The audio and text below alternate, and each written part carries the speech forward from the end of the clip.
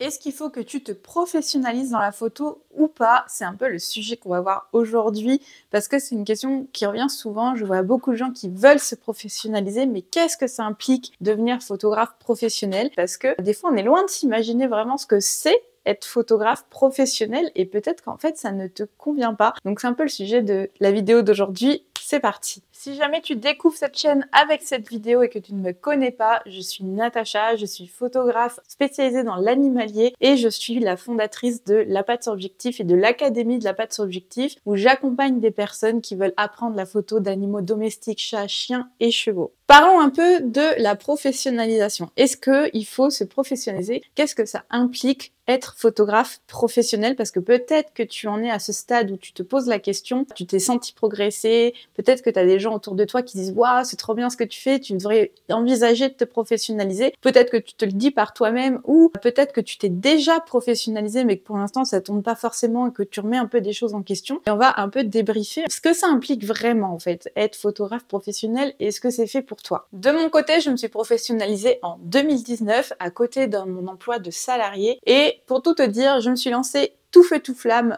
dans la professionnalisation. Je me suis pas vraiment posé de questions. Je me suis dit allez vas-y, je kiffe la photo. Je me suis formée, je fais des visuels qui me satisfont et qui satisfont aussi les personnes à qui je les propose. Donc allez go, je vais mettre des tarifs dessus et je me suis professionnalisée sur un peu un coup de tête. Alors, finalement, comme beaucoup de gens, et c'est pas du tout ce que je te conseille, mais on va en parler ici. Et j'étais d'ailleurs déjà fait une vidéo où je te parle un petit peu de ça. D'ailleurs, je te mets le lien par là, si tu vas aller voir la vidéo sur les conseils que je peux te donner si tu veux te professionnaliser. Et en gros, les conseils que je peux te donner, c'est juste tout ce que je n'ai pas fait. Et c'est justement pour ça que je t'en parle. Le problème de faire comme ça, comme moi je l'ai fait, comme beaucoup le font, c'est qu'en fait, une fois que t'as mis les deux pieds dans la merde, eh ben tu te rends compte qu'en fait, c'est très difficile et que c'est pas du tout ce que t'avais imaginé. Et peut-être que t'en as ce stade-là en ce moment et peut-être que c'est là que te vient la question, est-ce que c'était vraiment une bonne idée ce que je viens de faire? Pour commencer, c'est quoi un photographe professionnel? Parce que là aussi, j'ai parfois des questions, quel diplôme il faut, comment il faut faire pour être professionnel? Alors là, je vais parler en France. Selon les pays, il y a différentes lois, différentes législations, différents statuts. Là, je vais vraiment parler dans le cas de la France. En France, le métier de photographe, c'est pas un métier réglementé. N'importe qui, sortant de n'importe quelle étude, peut devenir photographe professionnel. Il y a des métiers qui sont réglementés. Par exemple, tu peux pas être médecin si t'as pas fait médecine, par exemple. Ou tu peux pas être coiffeur si t'as pas un CAP de coiffeur. La photographie, c'est pas le cas. Il n'y a pas un diplôme à avoir en poche pour dire que tu peux être photographe professionnel. Tu peux avoir zéro diplôme, zéro étude, zéro formation et devenir photographe professionnel. Peut-être que ça va changer parce que les fédérations de photographes essayent de faire réglementer le métier. On en est loin, si tu veux mon avis, pour l'instant. Quand tu es en France, pour être photographe professionnel, il suffit d'avoir un numéro de SIRET, c'est-à-dire une entreprise. Alors, il y a différents statuts, mais on va généraliser vraiment sur de la photo. On va dire que tu fais de la prestation dans le cadre de particuliers ou de professionnels. Et dans ce cas-là, c'est le statut d'artisan, c'est-à-dire que tu déclares une entreprise. Alors, le mieux quand tu démarres, c'est auto-entreprise. La plupart des photographes se lancent en micro-entreprise et tu es rattaché à ce qu'on appelle la chambre des métiers et de l'artisanat, donc tu es artisan. Et c'est tout. Aujourd'hui, être photographe professionnel en France, c'est simplement avoir un numéro de SIRET qui est rattaché à un statut de photographe, en général artisan, même s'il y a différents statuts. Donc vu comme ça, c'est très simple et c'est aussi pour ça que beaucoup de gens sautent le pas, veulent sauter le pas, comme moi je l'ai fait d'ailleurs un peu sur des coups de tête des fois parce que c'est très simple. T'es en France, tu demandes un numéro de micro-entrepreneur en photographie, ça se fait en 3 clics, en 5 minutes sur internet, c'est gratuit, tu n'as aucun frais dessus, tu payes des frais en fonction du chiffre d'affaires que tu rentres, donc si tu fais 0 de chiffre d'affaires, bah tu payes rien, donc c'est extrêmement simple. Encore une fois, simple sur le papier. Maintenant, on va voir un peu les dessous de ce que ça implique. Quand on se lance comme photographe professionnel, on se confronte à plein de difficultés, plein de problématiques qu'on n'envisage pas du tout au début, ou en tout cas souvent mal, ça dépend si tu t'es mieux renseigné que moi déjà, ou si tu as été en contact avec des photographes professionnels qui te donnent des billes quand même pour te dire attention, être photographe pro, c'est ça, parce que sinon, quand tu te lances, en général, t'imagines quoi? Ouais, YOLO, je vais faire plein de photos, les gens ils vont venir parce que mes photos elles sont canon, et là ils vont se bousculer à ma porte, je vais mettre mon site en ligne et ça va trop bien marcher. La réalité, elle est très très différentes. La réalité, c'est que être photographe professionnel, c'est faire très peu de photos. Eh ouais, c'est contre-intuitif. Mais finalement, quand tu deviens professionnel, tu fais des photos pour les autres. Parce que quand tu deviens professionnel, eh bien, contrairement à ce qu'on pense, les clients sont loin de se bousculer au portillon, même si tu fais des très belles photos, même si tu as un très beau site internet avec un très beau portfolio, les clients, ils sont pas là. Donc les clients, il faut aller les chercher. Et ça, c'est une grosse partie du métier de photographe professionnel, c'est la communication et la prospection, toute la partie marketing finalement qui fait que tu vas avoir des clients, parce que si t'as pas de clients, faut bien remplir son frigo à un moment donné. Et ça, quand on démarre, je pense que c'est vraiment la partie la plus sous-estimée. Être photographe professionnel, c'est aller se vendre, c'est aller chercher des clients, c'est aller prospecter, c'est aller communiquer en masse pour se faire connaître, pour se faire un nom, pour essayer d'avoir des contrats. Et ça peut pas correspondre à tout le monde et ça peut être une source de pression vraiment très importante qui fait que peut-être que pour toi, ça ne te correspond pas. Devenir photographe professionnel, c'est aussi, en termes vraiment purement de photo, c'est avoir une pression de résultat. C'est-à-dire que quand tu fais de la photo en hobby, tu prends ton pied, tu kiffes, tu as des projets en tête, tu vas les mettre en application, mais en fait, la pression, elle est pour toi. C'est-à-dire que toi, tu as envie d'être content de tes photos, mais il n'y a pas de pression extérieure. À partir du moment où tu commences à commercialiser tes services, là, tu as une pression de résultat. Tu ne te verrais pas prendre un client et ne pas garantir un résultat à la fin, parce que c'est ton image de marque, ça va être la qualité de ton service rendu et ça va faire du bouche à oreille qui va très vite. Donc tu dois avoir un résultat garanti quand tu commences à commercialiser tes services. Et ça aussi, c'est une forme de pression que certains ne supportent pas. Autre pression, et pas des moindres, c'est la pression financière. Quand on devient indépendant, quand on devient photographe professionnel, là bien sûr je parle si tu veux être à temps plein, si tu as un emploi à côté, c'est un peu plus cool, c'est un peu différent, mais si tu as vraiment envie de te lancer à 100% dans la photo, tu as cette pression, il faut faire rentrer de l'argent. Tu ne sais pas comme quand tu es salarié où tu as un salaire qui tombe tous les mois, peu importe que tu fais, que tu sois malade ou pas, tu as un salaire qui rentre. Quand tu es entrepreneur, là, c'est à toi d'aller remplir le frigo, c'est à toi d'aller chercher les clients et tu ne sais pas, en tout cas au début, tu ne sais pas combien tu vas faire le mois d'après. Et ça peut être une pression qui peut être très difficile à supporter. Cette pression financière, si tu ne sais pas la gérer, si tu ne sais pas, on va dire un minimum, justement, travailler sous cette pression-là, ça va être compliqué. Déjà, ça va fortement altérer ta communication. Et on l'a vu, la communication, hyper important. Si tu communiques pas, t'as pas de clients. Et le problème de communiquer sous une pression financière mal gérée, c'est que tu vas communiquer comme un crève-la-faim. C'est-à-dire que tu vas te transformer en mendiant. Tu vas faire des tarifs à la baisse qui vont te permettre à peine de vivre et encore, tu vois, si c'est pas à perte que tu vends. Et là, c'est très dangereux. Donc, il faut savoir gérer cette pression financière. Il faut être à l'aise avec le fait. Alors, à l'aise, c'est un grand mot. On n'est jamais vraiment à l'aise sur le fait de est-ce que je vais manger le mois prochain. Mais il faut être conscient que cette pression financière, elle existe et qu'il va falloir être assez fort pour la gérer et pour la surmonter. Autre point négatif qu'il faut savoir gérer aussi quand on est entrepreneur, mais tout ce que je te dis là, c'est pas que lié à la photographie professionnelle, c'est lié à l'entrepreneuriat tout court, peu importe le domaine. Tu vas devoir aussi gérer la pression de la concurrence, parce que de la concurrence, il y en a. Dans la photo animalière, il y en a de plus en plus. C'est un métier qui est en expansion. Et la bonne nouvelle, c'est que plus il y a de photographes sur le marché, plus il y a de beaux visuels, plus il y a de gens qui veulent de belles photos, donc ça augmente aussi la demande. Pour moi, on n'est pas forcément déséquilibré là-dessus. Mais cette concurrence, elle existe. Oui, on a tous notre patte. Oui, on peut tous attirer des clients, on peut même attirer les mêmes clients. J'ai plein de clients qui viennent, qui ont déjà fait photographier leurs animaux auprès d'autres photographes. Et c'est aussi un avantage dans notre domaine, c'est que, par exemple, si je prends le papier toilette, tu vois, marché du papier toilette, si tu achètes un paquet, tu vas pas acheter le deuxième, ou tu vas l'acheter plus tard, mais tu vas pas consommer les deux en même temps. Tu vas pas doubler ta consommation. Alors qu'en photographie, ça peut arriver d'avoir des gens qui vont vraiment aller chez tout le monde, ils aiment plusieurs styles, ils veulent les photos chez machin, ils se sont fait leur planning, je veux les photos de ces photographes. Donc ça, c'est une chance aussi dans notre métier. Ça n'empêche que cette concurrence existe, qu'il faut l'évaluer et qu'il faut se maintenir à jour tout le temps. Qu'est-ce qui marche en termes de communication? Comment font les autres? Comment est-ce que ça marche chez les autres? Comment je peux l'adapter pour moi? Le but, c'est pas de copier, c'est de se dire, ok, là, ça c'est une tendance qui a l'air de bien marcher en termes de communication ou en termes de type de photo qui peut sortir. Est-ce que je peux l'adapter pour moi? Est-ce que ça colle à mon image de marque? Et en fait, il faut rester alerte quand même du marché, du type de communication, des types de prise de vue, des types de retouches aussi. Donc ça demande de la formation constante, ça demande de l'information. Donc ça va te demander une sorte de veille en fait. Qu'est-ce qui se passe sur mon marché, chez mes concurrents? Qu'est-ce qui se passe aussi sur mon marché en termes d'innovation, en termes de tendance? Et ça demande d'être tout le temps dans la réinvention, dans le fait de s'adapter au marché, dans le fait de te former, d'être dans une sorte d'avance permanente en fait. Il faut tout le temps avancer, tout le temps se remettre en question, tout le temps se demander qu'est-ce que je vais améliorer, comment je vais prendre cette nouvelle tendance qui arrive, comment est-ce que je vais la prendre pour moi, l'adapter pour moi par exemple. Et ça aussi, ça ne convient pas forcément à tout le monde. Si toi, ton but c'est d'être pépère, c'est-à-dire tu lances un truc et t'es tranquille et tu veux vraiment cette tranquillité d'esprit, ce côté je veux pas trop me prendre la tête. Ah, compliqué dans l'entrepreneuriat de pas se prendre la tête, tu vois. Alors à moins d'avoir des associés qui font ça pour toi, tu peux aussi ne pas travailler seul, mais souvent on travaille seul. Et si c'est ça, ça te demande aussi d'avoir cette casquette-là de veille et d'adaptation marché. Et finalement, tout ce que je te dis là, en fait, c'est la casquette de gestionnaire d'entreprise, de chef d'entreprise. Quand tu es photographe indépendant, notamment si tu es à ton propre compte, et généralement quand on commence, on se met à son propre compte, on est tout seul. Donc, tu as toutes les casquettes. Tu es photographe, tu es retoucheur, tu es comme client, tu es community manager sur tes réseaux sociaux, tu es web designer, tu es comptable aussi. Ça, c'est une partie très, très pénible, mais tu es un petit peu comptable, même si, voilà, le statut d'auto-entrepreneur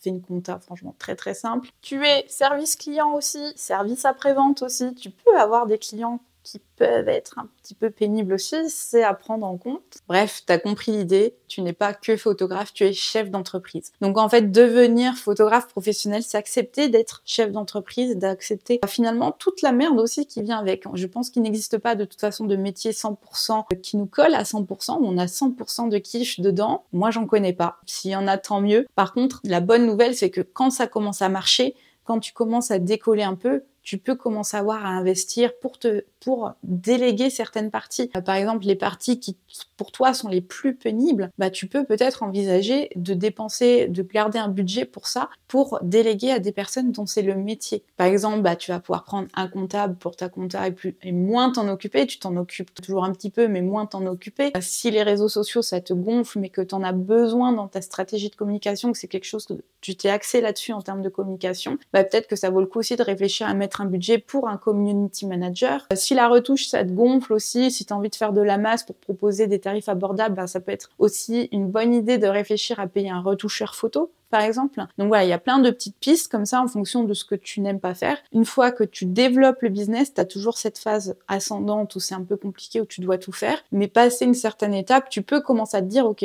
je vais garder un budget pour ça, ça, ça. Une fois que tu as stabilisé tes revenus, une fois que c'est confortable pour toi, parce que toi, tu vas gagner du temps sur des tâches qui ont plus de valeur ajoutée, tu vas pouvoir faire développer encore plus ton entreprise. Bon, là, on a parlé des points négatifs qui peuvent être beaucoup. On a beaucoup parlé de pression, de stress. Et je discute avec beaucoup d'entre vous sur Instagram, il y en a qui se sont professionnalisés, qui me partagent ces doutes et ces stress. Je les comprends, ils sont tout à fait légitimes. Après, peut-être que dans ton tempérament, c'est une pression qui n'est pas surmontable à l'instant T, ça veut pas dire qu'elle ne sera pas plus tard, ça veut pas dire que tu peux pas travailler dessus, mais peut-être que tu t'es lancé trop tôt, peut-être que tu as besoin de te faire accompagner par un coach, par un thérapeute, des fois. Voilà, moi par exemple, je vais souvent chez un hypnothérapeute quand j'ai des fois des blocages, on a tous des angles morts, des croyances qui nous bloquent un petit peu, et en fait, le fait de te faire coacher, de te faire, peu importe qui tu vas voir, un hypnothérapeute, une psy, peu importe, ça peut venir t'aider en fait à stabiliser tes humeurs, à mieux gérer les parties un peu stressantes aussi de ta vie de chef d'entreprise. Bon, on a parlé des trucs stressants, mais parlons quand même des points positifs, parce que heureusement qu'il y en a, sinon je pense qu'on serait pas aussi nombreux. Dans les points positifs de la vie d'entrepreneur, il y a bien sûr la flexibilité, une certaine liberté d'organisation. Tu es ton propre chef, tu fais ce que tu veux de tes journées. Alors ça peut être comme tout, un point positif comme un point négatif, parce que si tu sais pas t'organiser, si tu sais pas te discipliner, tu vas vite être pas très très productif et pas faire rentrer d'argent en fait. Donc il faut aussi avoir un juste milieu. Oui, t'es flexible, oui, t'as une liberté d'organisation, mais il faut quand même que tu te contraignes toi-même. Autre point positif, et pour moi c'est le plus important, en tout cas de mon point de vue, l'entrepreneuriat c'est vraiment une superbe source d'épanouissement personnel et de connaissance de soi. Quand on est entrepreneur, quand on est photographe professionnel, on consacre finalement beaucoup de temps, beaucoup d'énergie à de l'introspection. Qu'est-ce qui me bloque? Comment je vais de l'avant? Tu verras que tu vas passer plusieurs étapes dans ta vie d'entrepreneur et chaque étape est une évolution pour toi et vraiment un moment où tu vas grandir. Je te donne un exemple, c'est déjà première étape, ok, il faut que je fasse mon réseau social, là je vais mettre mon portfolio en ligne. Déjà première étape, c'est dur, allez ok c'est fait, c'est bon, c'est confortable. Deuxième étape, il faut que je parle de mes tarifs à mon premier potentiel client. Gros stress, grosse pression, tu te poses plein de questions, ok c'est fait, c'est passé, ça va ou ça va pas, mais dans ce cas-là tu te remets en question et tu essayes de voir comment tu peux améliorer. Ensuite, premier shooting, gros stress, wow, grosse pression, mon Dieu, premier shooting, je vais jamais y arriver et finalement ça se passe bien. Ok, pression retombe, les prochains seront plus faciles, etc., etc. Et en fait, t'avances comme ça, étape par étape, et à chaque étape, tu fais tomber des barrières qui peuvent te bloquer. Il y en a qui vont te bloquer plus que d'autres. Là, c'est très personnel, ça dépend de toi, de ton vécu, de plein de choses. Mais au final, plus tu avances, plus tu grandis personnellement. Vraiment, c'est une énorme source d'épanouissement personnel pour moi. Je le mets en point positif aussi, mais ça peut être un point négatif pour certains, c'est le contact client et le contact avec les animaux. Alors bien sûr, il y a toujours éventuellement des clients un peu pénibles qui peuvent abuser, qui peuvent être un peu chiants, mais vraiment, en tout cas, je te donne mon expérience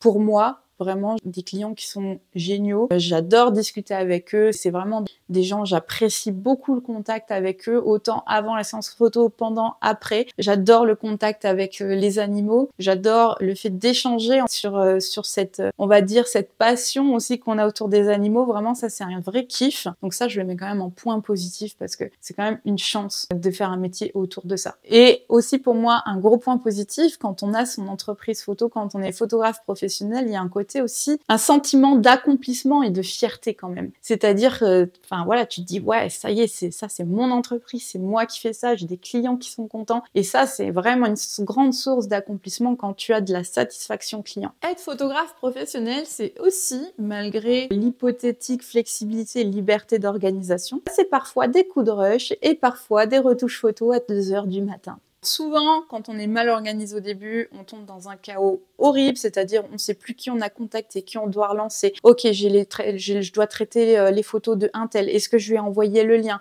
Est-ce qu'elle m'a fait sa sélection? Et alors, est-ce que je suis dans les délais que j'avais prévus pour retoucher? Au début, c'est un peu chaotique. Après, petit à petit, tu te trouves une organisation pour fluidifier tout ça, te libérer un peu le mental de toute cette pression. Mais souvent, quand tu te lances, tu es dans une sorte de chaos qui peut te mettre vraiment en chaos technique parce que c'est le bordel et que tu es mal organisé. C'est tout pour cette vidéo. Je t'invite vraiment à réfléchir pour toi. Est-ce que pour toi, c'est plutôt un hobby ou plutôt quelque chose que tu envisages vraiment professionnellement? Il y a beaucoup de gens pour qui ça doit rester un hobby parce que ils sont pas en mesure de, on va dire, d'absorber cette pression, ce stress de l'entrepreneuriat. Ils aiment avoir leur petit cocon douillet avec leur salaire qui tombe tous les mois, ils veulent pas ce stress. Il y a des personnes pour qui au contraire c'est stimulant. Moi par exemple, c'est quelque chose d'hyper stimulant pour moi. Et puis il faut aussi voir que quand tu fais des photos pour toi, tu as vraiment ton kiff personnel. Quand tu commences à faire des photos pour les autres, tu peux avoir une perte de motivation, une perte d'envie parce que finalement